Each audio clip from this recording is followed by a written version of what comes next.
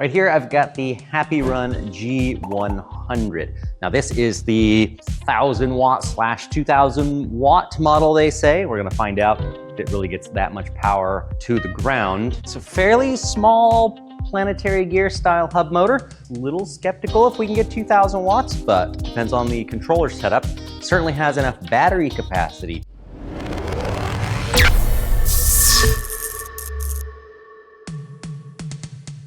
We have a 48 volt, 20 amp hour battery up on top, another 18 amp hour battery down here. So 38 amp hours total. So that is a lot of battery capacity.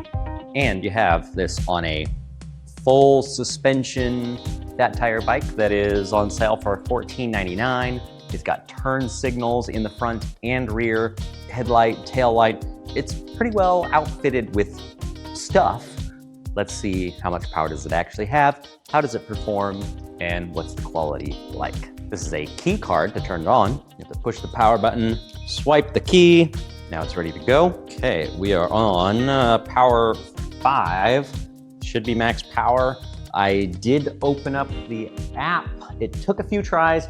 Actually wouldn't work on any of the Android phones I tried. It said the app version was too old. We finally got it working on an iPhone. So I think we got the power turned up and the speed limits unlocked as far as I know. Let's go. 3, 2, 1. Well, let's see what the power is. Like I suspected, it doesn't look like 2000 watts. There clearly is not a speed limiter set though, because RPM wise, that was going up to about 37 miles an hour. We'll see how fast it can actually go out on the street. Don't think it has quite enough power to get there, but over 30 might be possible. And there we have it. So not bad figures for price range of $1,500 with the long range dual batteries and everything, but 1,230 watts, not anywhere close to the 2000 watt peak.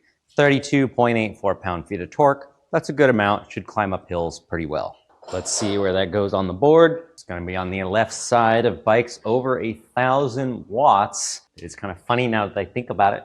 750 watts is the legal class 1, 2, 3 limit. But as you can see, more bikes are over 1,000 watts, well over that limit. So yeah, that's the rules, but this is what the products actually are. I'm gonna pass up quite a few of these bikes. I just did the Snapcycle Warrior, Electric X Peak.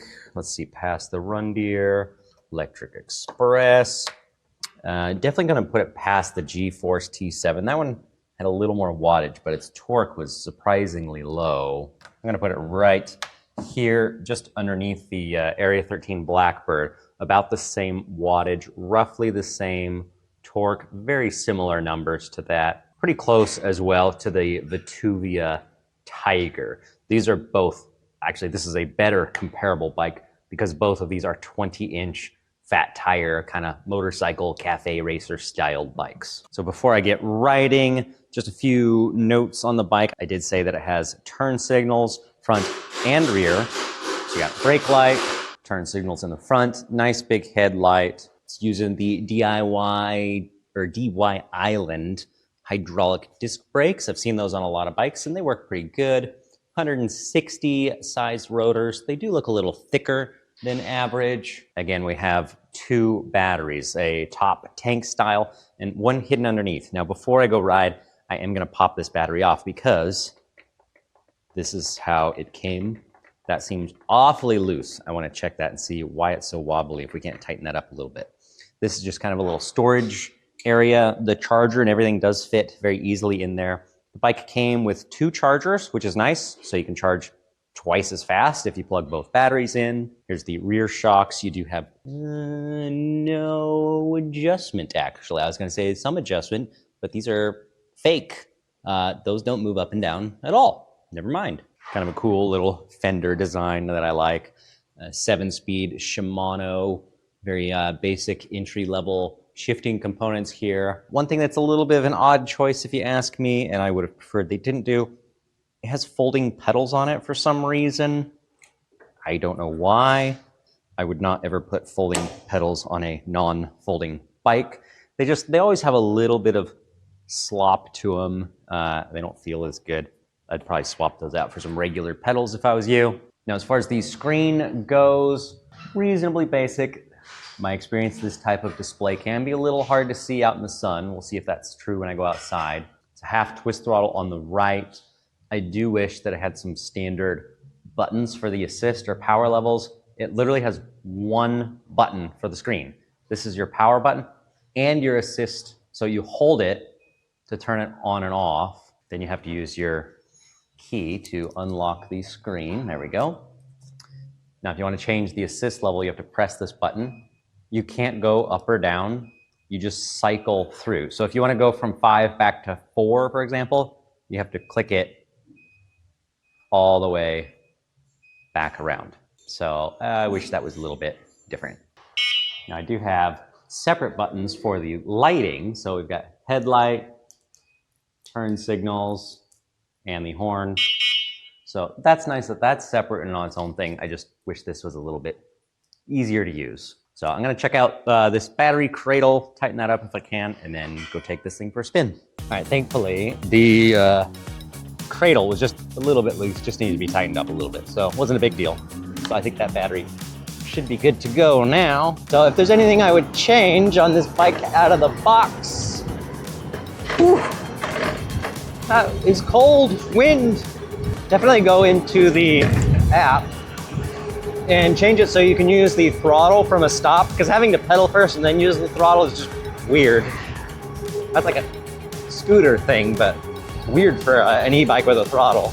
So a little disappointed that it doesn't have the 2000 watts, but it's still not slow. I mean, 1200 watts is a good amount of power. I'm doing about 25 miles an hour up this hill. I do have the kind of automatic cruise control, so it kicked on. So it's just going now. You gotta tap the brakes to kick that back off. 21, got a little steeper right there. The bike does feel very maneuverable, like the steering is incredibly quick, almost a little too quick. Like it feels a little squirrely, if you ask me. I'd probably like the steering to be a little more stable. I haven't felt like a speed wobble or anything, but it's just so touchy, very touchy. Feels like it's set up for doing a slalom course or something. And I did mention that these screens are kind of known to not work very well in the sun, or at least that was a possibility, and I have confirmed that is the case. When I get into the shade, I can see what the screen says. If I'm out of the shade, I cannot read it at all. Literally cannot see anything on this. Something is a little bit rattly, and I don't know what it is. It's not the suspension. Maybe it is a suspension fork. I don't know. It's not the batteries, but I can hear something rattling around a little bit. It might be the hydraulic line whacking on the fender, maybe. I think that's what it is. So if you get to a real steep hill, little dogs bark at you. No, I'm just kidding. It does slow down a bit, but it still makes it. And even on a cold day like today, I'm not worried about running this thing hard. I have the batteries inside. They were at room temperature when I started. And then I have, like I said, 38 amp hours. So a lot of capacity. This bike is easily good for 60, 70, 80 miles. If you're gonna pedal this, 100 some miles is not out of the question. And it's a reasonably tall bike, so you can pedal it. Also, the saddle is pretty long, so you can scoot way back if you're a bigger guy too, and give yourself some room. Plenty of clearance for your knees. So the saddle's got good height. It's got good length. It does not have great comfort. It is kind of hard. The shape and everything is not bad at all, but it's just very stiff. I feel like it just needs a little bit of like a gel topper on it or something, and it would be so much better. I definitely could see this saddle getting hard over a long day's ride, especially with the dual battery setup. I know that I would call it quits because of the hard saddle probably first. Either that or I'd be standing up a lot, which, you know, it doesn't feel bad to stand up on the handlebars, have a good rise to them. So standing up on the pedals and just cruising around, bike feels decent too.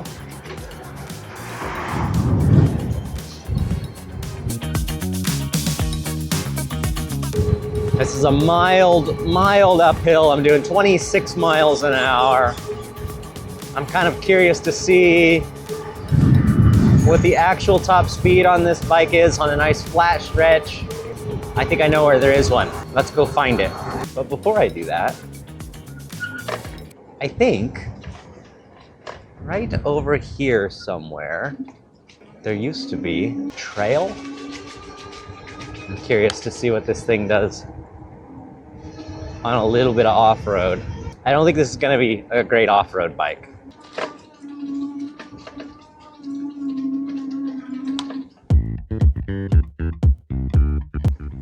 Tight turns. Ooh. Oh boy, it's kind of slick.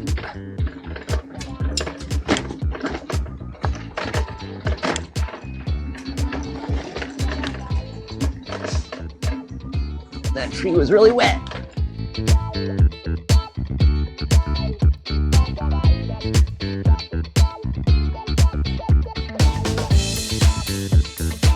Ooh, mud. Ooh, winter mud.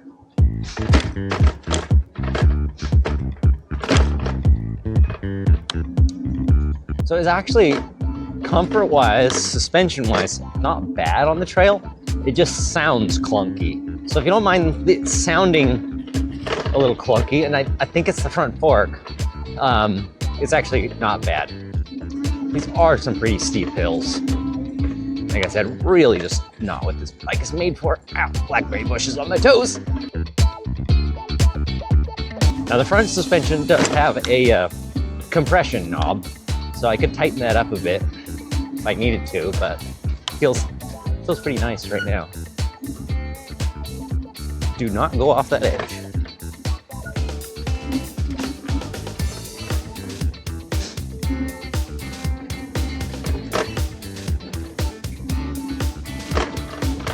All right, so not bad. Did a little better than I thought. So glad I have my ears covered today. Still gonna be cold, going downhill. Let's see what the speed maxes out on a downhill. 35, 36, 37. Feels like 37 degrees too. 37. So the RPM are maxed out. It will not go any faster. Woo. And my face feels like ice. It's starting to hurt. Oh, sun. Woo. So over here, there's a pretty good stretch of reasonably flat road. I think this will be good for a flat road top speed run. All right, we're gonna get up to speed. Now let's see what it can maintain. So it's dropping down, 32, 31. Now it's a slight uphill. So I'm thinking the top speed might be around 31 miles an hour. I can barely see my speed on the screen. I gotta put my hand over it to give it some shade.